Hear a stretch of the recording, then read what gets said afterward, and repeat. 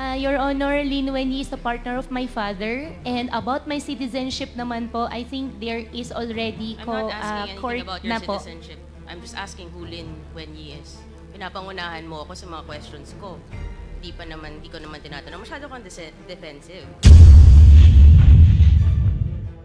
You know, mga actuations mo, medyo, it's showing something, Ms. Guo. I'd like to redirect, in the interest of national security, as what was mentioned earlier by Deputy Speaker J.J. Suarez, I'd like to direct my questions to Ms. Alice Guo.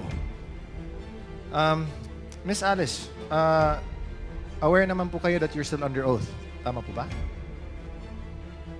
Yes po, Your Honor. And Sige, please. And Your Honor, I cannot disclose too much because I have 8 pending cases po at the court din po. Okay.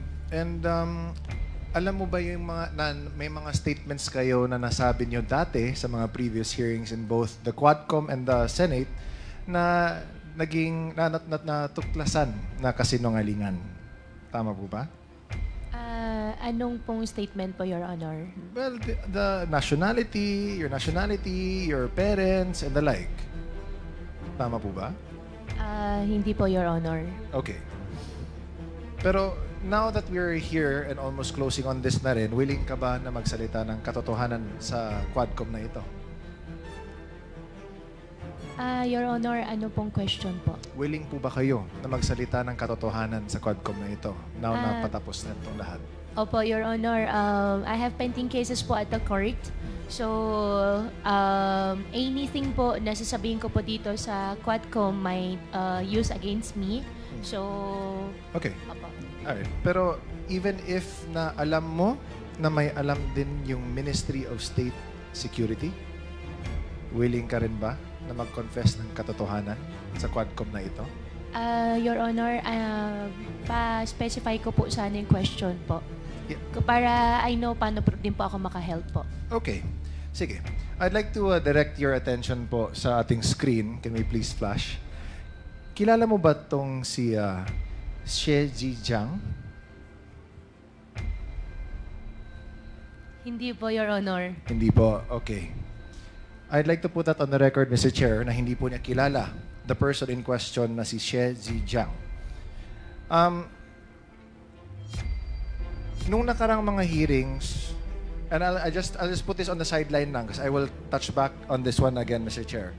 Nung nakarang mga hearings, sinabi niyo po sa Senado and dito sa Congress na ikaw ay Pilipino. Tama po ba? Yes po, Your Honor. And sabi niyo din na dito kayo lumaki. Tama po ba? Yes po, Your Honor. Dito kayo ipinanganak. Tama po ba? Yes po, Your Honor. I have my Filipino birth certificate po. And dito din kayo, Pilipino din yung mga magulang ninyo po. Ang alam ko po, ang nanay ko po ay Filipina po. Okay. And yung tatay mo? Tatay ko po ay Chinese. Okay. Now, let's circle back a few years before, more recently, yung sa pagtakbo ninyo bilang mayor po. Ano ulit yung naging rason ninyo kung bakit kayo gustong or bakit kayo nagdesisyon na tumakbo bilang mayor ng Bamban? Your Honor, unang-una po, Short, ano silang? yes po, tatlo po kasi yung ano ko po, yung sagot ko po dyan. Isa po sa tatlo ay childhood dream ko po.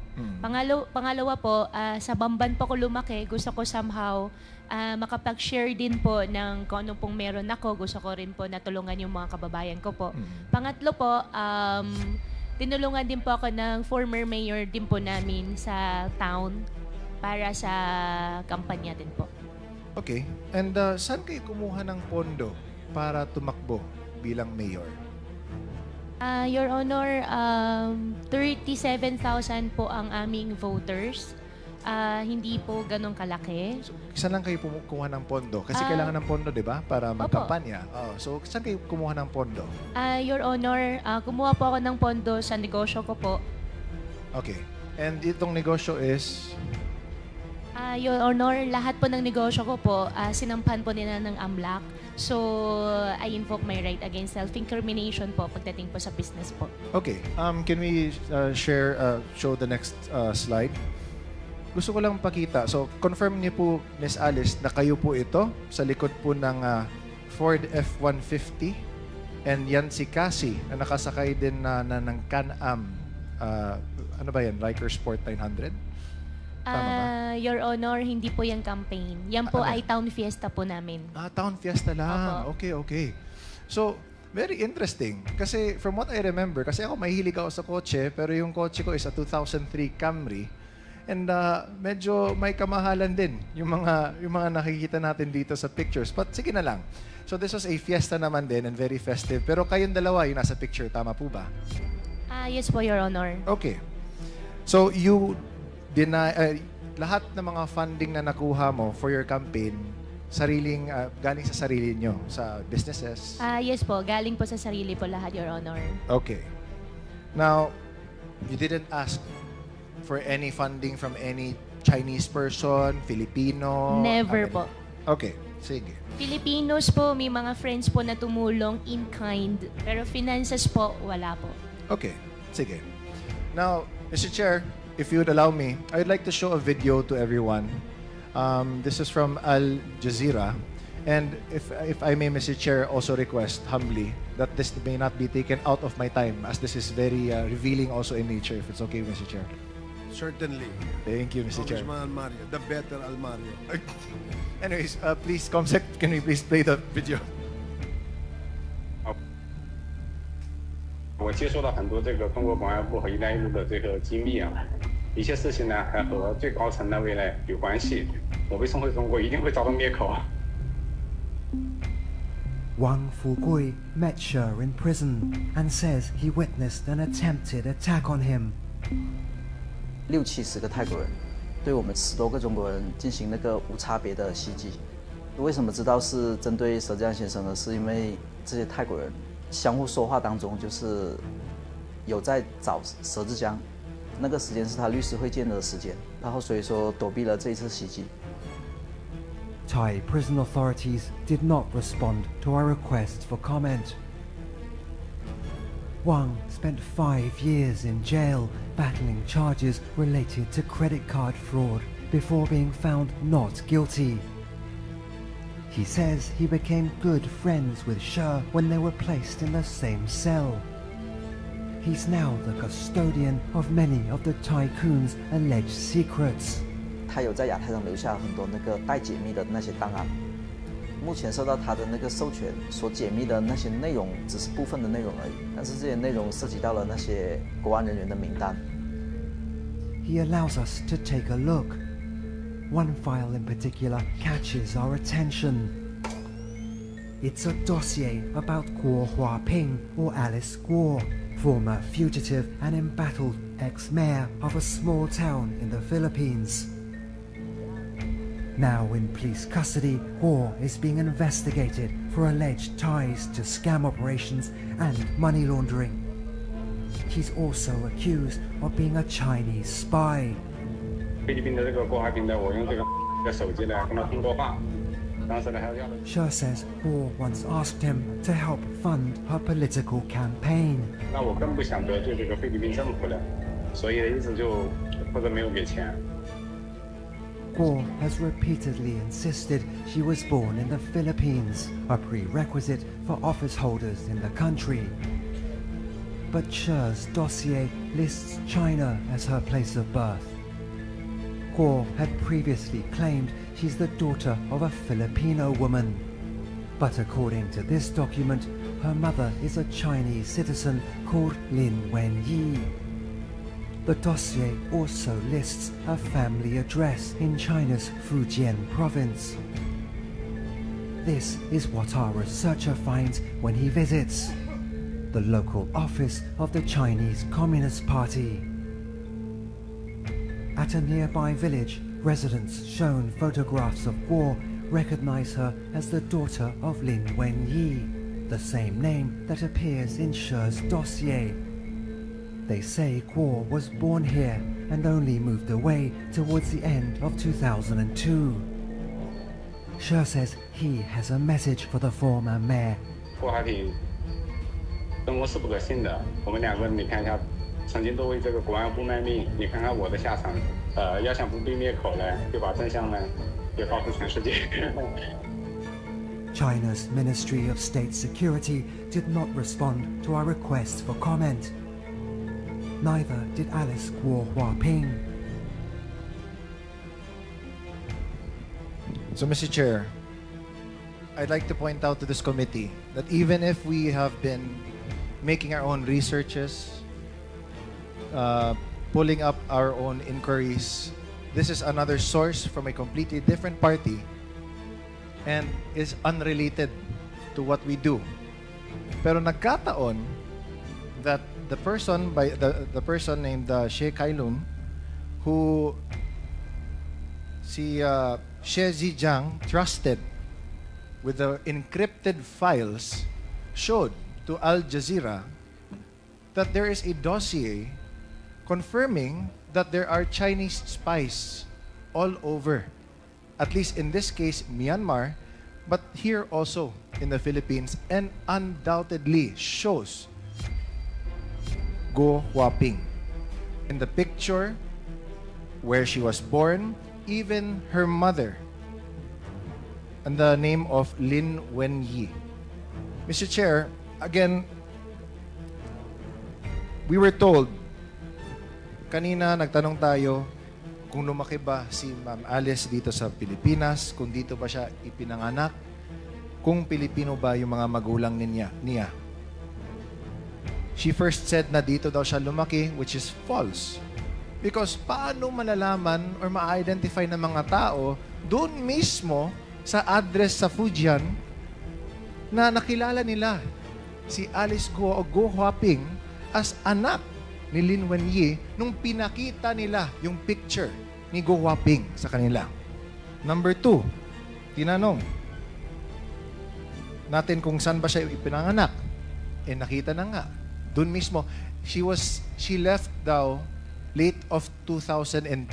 Sabi pa ng mga tao na in-interview ng Al Jazeera doon mismo sa Fujian. And might we take note, Mr. Chair, na sa video, nung pinuntahan nila yung address na nakalagay sa dossier, sa encrypted dossier, is a local office ng Communist Party of China. So, Mr. Chair, I think this in itself speaks volumes na, no?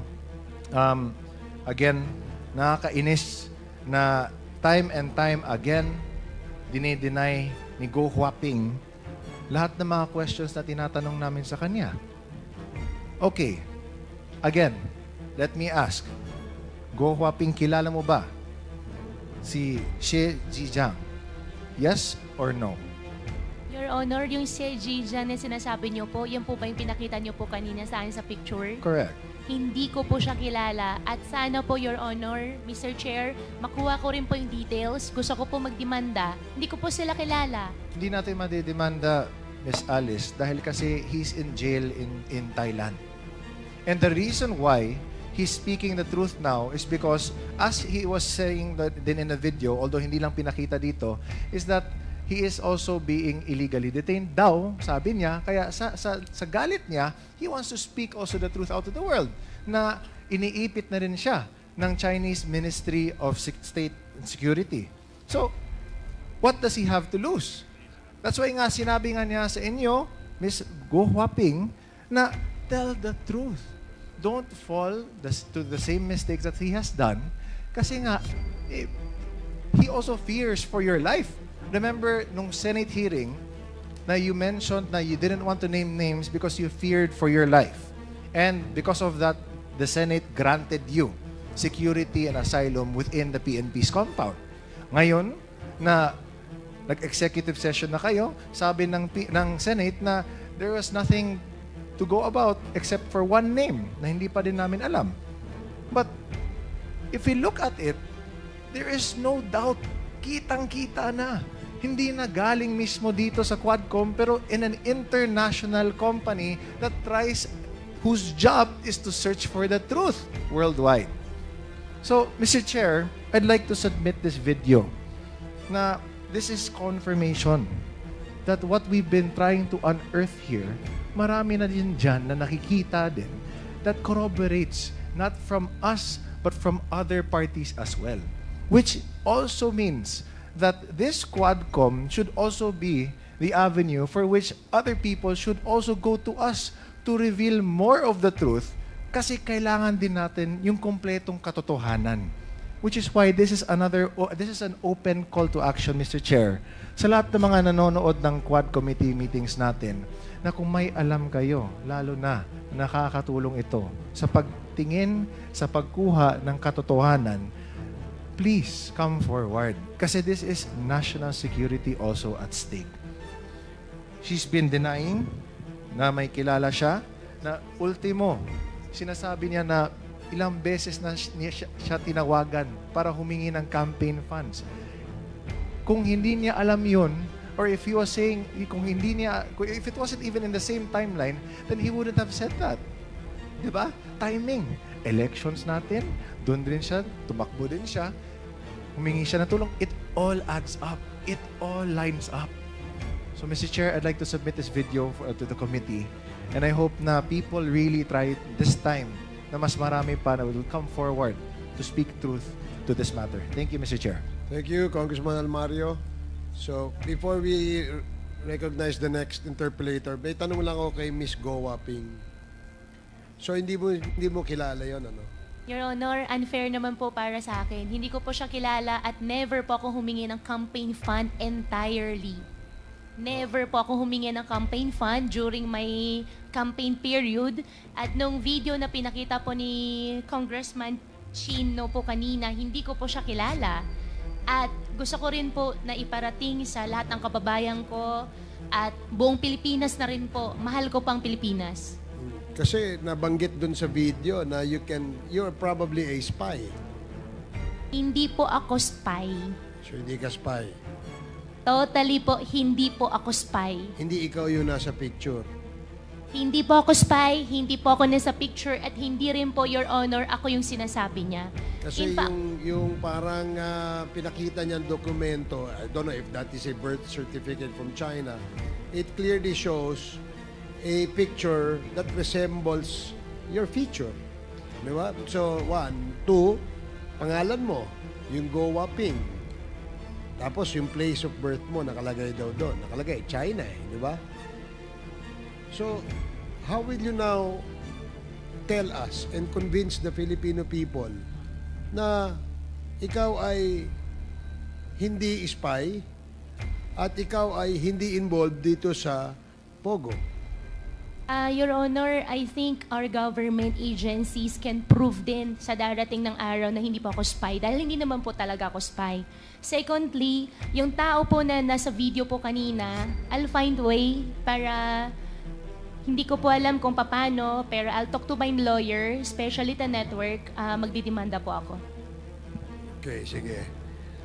Thank you. The next interpellator is Congresswoman Migs Nograles. You're recognized. Thank you have you, 5 Mr. minutes. Chair.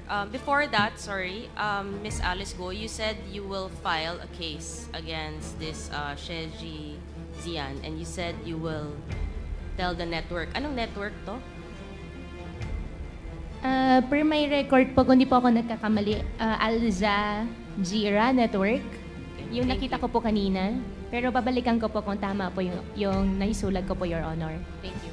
Mr. Chair, I'll go back to some questions in relation to the video. So again, Miss Alice Go, Mr. Chair, you are denying that you are Chinese spy. Hindi po ako Chinese spy. Well, Mr. Chair, wala naman atang spiya na mag-aamin na spiya siya. No. So, it really begs the question. But anyway, alam nyo ba, Miss Go, na itong si She Zijiang, na umamin na Chinese spy siya, na sinabi naman niya, kilala ka niya, ay inamin niya na dito siya na-recruit sa Pilipinas. Your Honor, I cannot answer your question dahil hindi ko po siya kilala. So, to put on record, Mr. Chair, this video showed mahaba kasi to, it's an excerpt of the video, that inamin niya na recruited siya dito sa Pilipinas. In fact, can we show lang na nagpakita siya ng picture na nandito siya sa Pilipinas. I think it's one of the recruiters. Kung pwede lang natin mapakita yung picture na yun.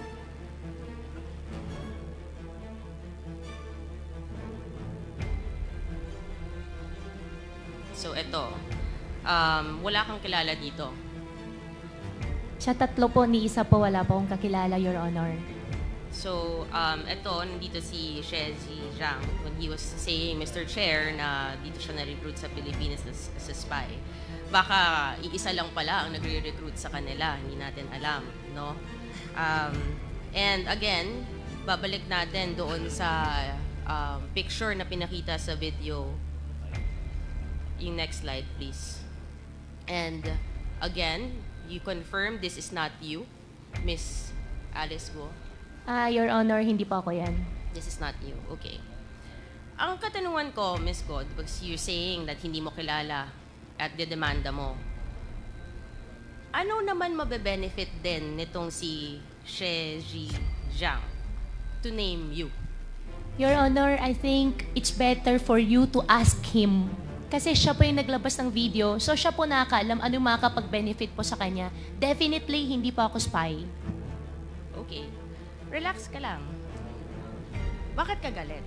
Kasi po, ganun din po yung nangyari last time. Sinasabi po nila spy ako. Mahal ko pong Pilipinas, Filipino po ako, hindi po ako spy. Okay, relax lang. Relax ka lang. Diba? You don't have to be so riled up if you know the truth. Right?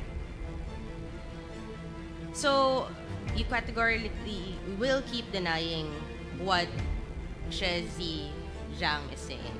Right? He mentions na pinanganak ka sa Fujian, China. And na nanay mo si Lin Wenyi. Correct? Allegations po niya yun, Your Honor. And who is Lin Wenyi? Your Honor, Lin Wenyi is the partner of my father. And about my citizenship naman po, I think there is already I'm not asking court anything about your na po. citizenship. I'm just asking who Lin Wenyi is. Pinapangunahan mo ako sa mga questions ko. Hindi ko naman tinatanong. Masyado kang defensive. You know, mga actuations mo, medyo, it's showing something, Miss Guo. So, itong address mo na pinakita, pakita natin yung picture ulit. Yung address nito, Mr. Chair, is apparently the local address of the Chinese Communist Party. Sigurado ka, hindi mo nami-miss to? Walang memories? Never ko po nakita, Your Honor. Baka lang, may emotional ka ngayon eh. Baka lumabas ang emotions mo dito. Your Nami-miss Honor, mo. emotional po ako dahil unfair po para sa akin, para sabihan po ako na spy po ako. Okay, I'm asking about your house now. So, ito, Your Honor, that's not my house. okay, this is in Fujian. Balik lang natin sa last hearing na meron pinakita si Congresswoman Luistro, no? Yung nagko-congratulate yung people of Fujian sa kanya. So, kung hindi ka taga dito, at mukhang taga dito naman yung sinasabi nilang bahay nila, bakit naman din? Pakita nga natin ulit. I think we have that, no? That the people of Fujian was congratulating the first mayor na naging mayor dito. Yan. We have a translator here. Do you understand what is written? Yes, this is like congratulating for winning as the mayor. Okay, and then these are the people who prepared this congratulatory page. Those are the people, yung mga pangalan. Below, yes po. Baka kunin natin, Mr. Chair, yung mga pangalan na yan. Yeah, can you please post it again? Yan. Sino-sino yan? It is from Jinjiang, Jinjing Shen. It's an association of the hometown. It's in Jinjing Shen. Which is in Fujian, I think. Yes, it is. Which is basically where what we saw in this video, Mr. Chair, kung saan talaga sinasabing galing ang si Miss Alice Guo, no? And then itong si Lin Wenyi na tinatanggi naman po ni Miss Alice Guo na hindi mo nanay, no? Which later on, nakakalungkot if she really is your mother, na you're denying your ties to your mother. Sinabi din sa documentary, Mr. Chair, na umalis nga daw siya, sabi ng mga residente doon, na umalis siya towards the end of 2002. From the previous hearings, we have a copy of the special investor resident visa. Yung next slide, please.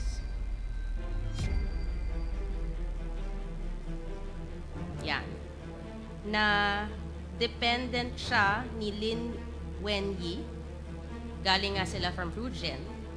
And it is January 12, 2003 na pumasok sila ng Pilipinas. So, you know, the facts seem to be aligned. The documents that we have and we've been seeing seem to be aligned with this video that came out, Mr. Chair, na hindi naman natin alam bakit naman in-name din si Miss Alice Go na hindi naman, wala naman kinalaman ito sa atin. But apparently, there is that connection, which is scary.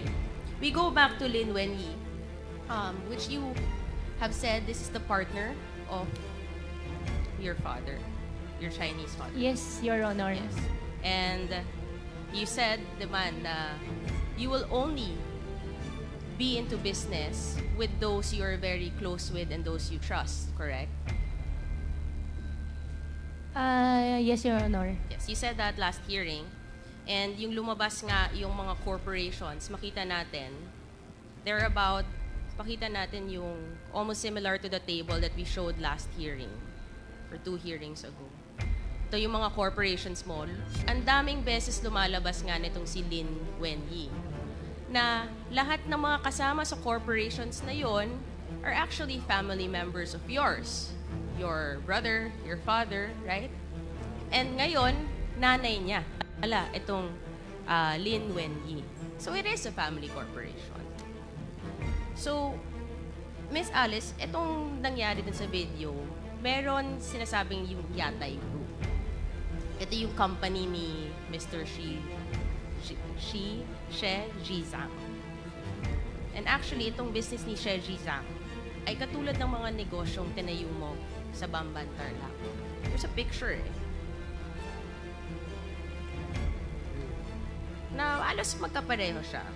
And do you know that itong si She Zhizang, link yung mga businesses niya, kaya nga siya nasa Thailand ngayon with human trafficking, extortion, and cyber scams, which are the very same crimes na tinitingnan natin ngayon, Mr. Chair, na nangyayari sa mga illegal POGO operations dito.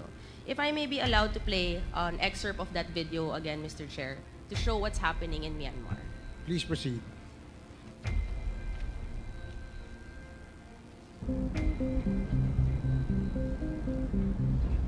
It's one of Asia's most mysterious cities. A pulsing boomtown in a war-torn region of Myanmar.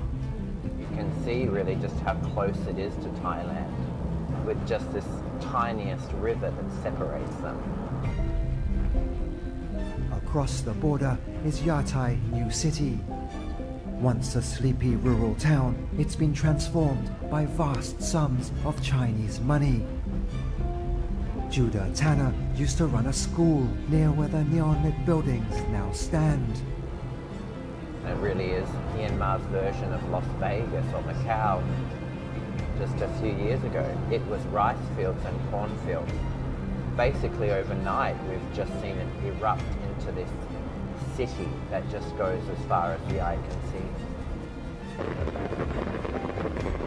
It's Lunar New Year.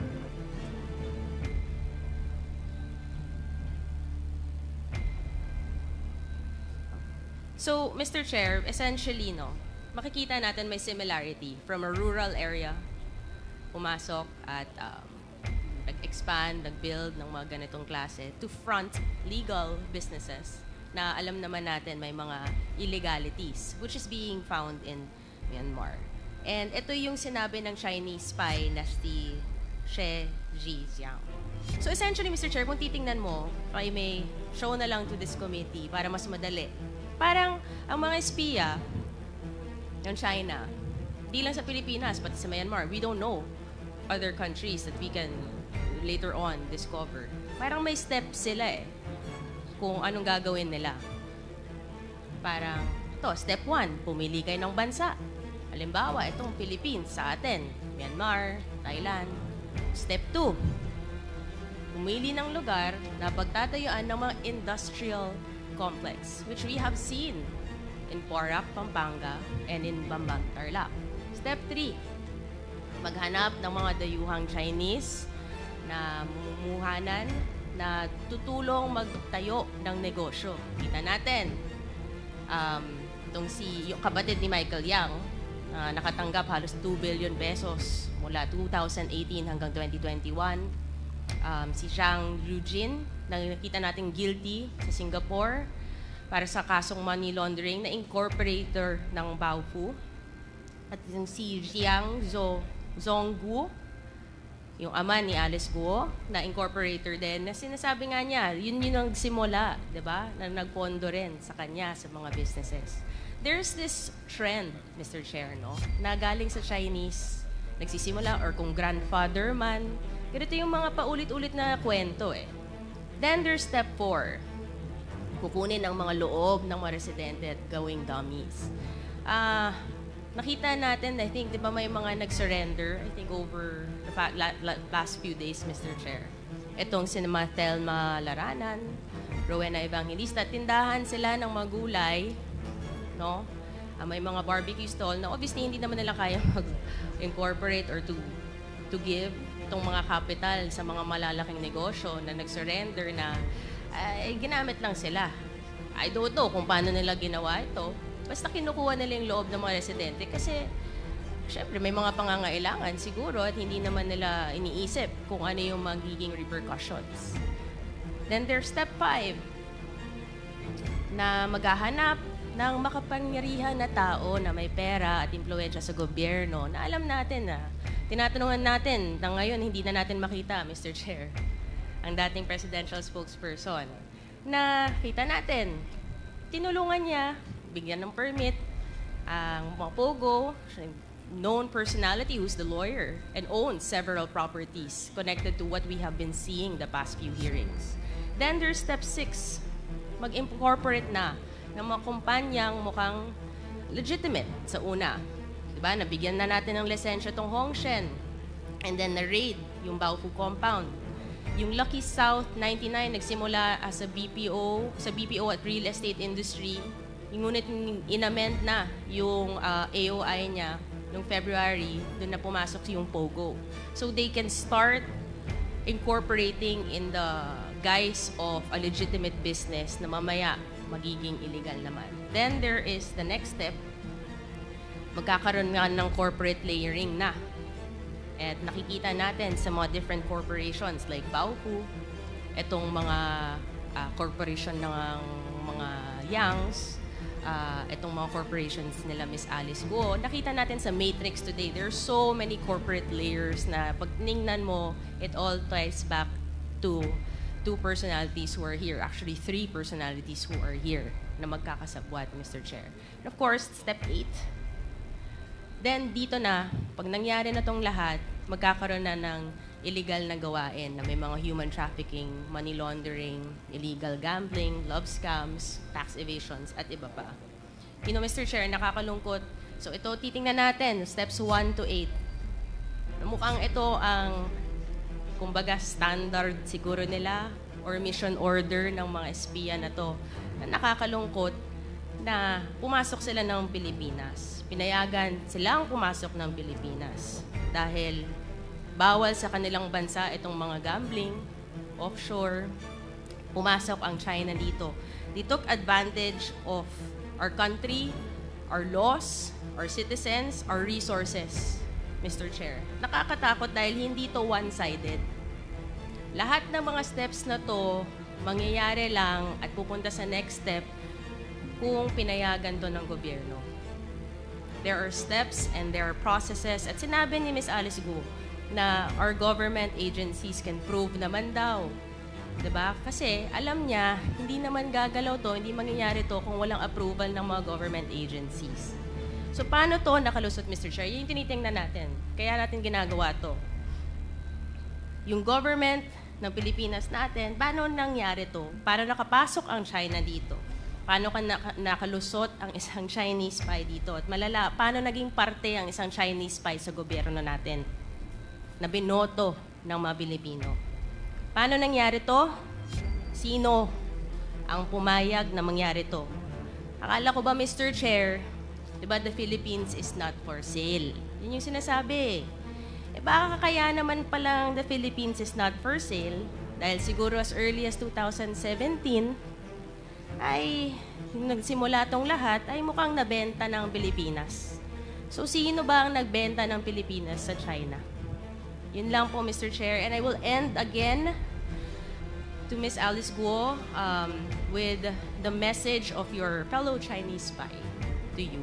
So sana medyo patauhan ka ng konti. Can we just play that message na lang po?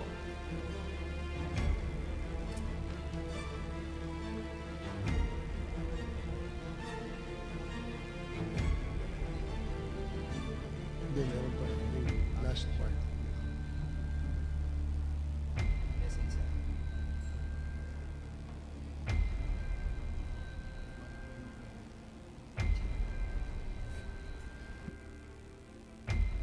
Yung part lang po ng message ng dun sa video. The last part. Yes, the last Can part. you fast forward to the last part? Yung statement. 我接收到很多这个中国公安部和“一带一路”的这个机密啊，一些事情呢还和最高层的未来有关系。我被送回中国一定会遭到灭口。 Sa last part po. Wang Fugui met She in prison and says he witnessed an attempted attack on him. 6起， Sa last part lang po yung message po ni She Zhijiang.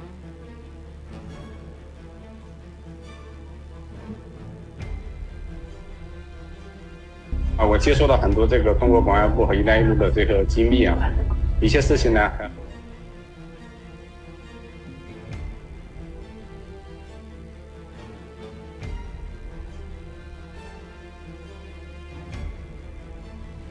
Sige po, yung sasabihin ko na lang kung nagkakaroon ng technical difficulties, hindi ko masasabi in Chinese, baka kasi mas makarelate sila eh, Mr. Chair, sayang, di ba?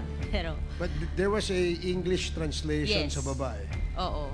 Kung nasa last part kasi siya eh. Ayan, ayan. Ayan po.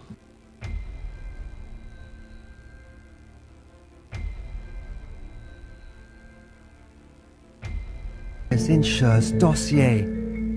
They say Guo was born here and only moved away towards the end of 2002. She says he has a message for the former mayor. 郭海挺生活是不可信的，我们两个你看一下，曾经都为这个国安部卖命，你看看我的下场。要想不被灭口呢，就把真相呢，也告诉全世界。 China's Ministry of State Security did not respond to our request for comment. Thank you. Neither did Alice Guo Huaping. So, Mr. Chair, I end my interpellation with that. Thank you. Okay, thank you, Congresswoman Nograles.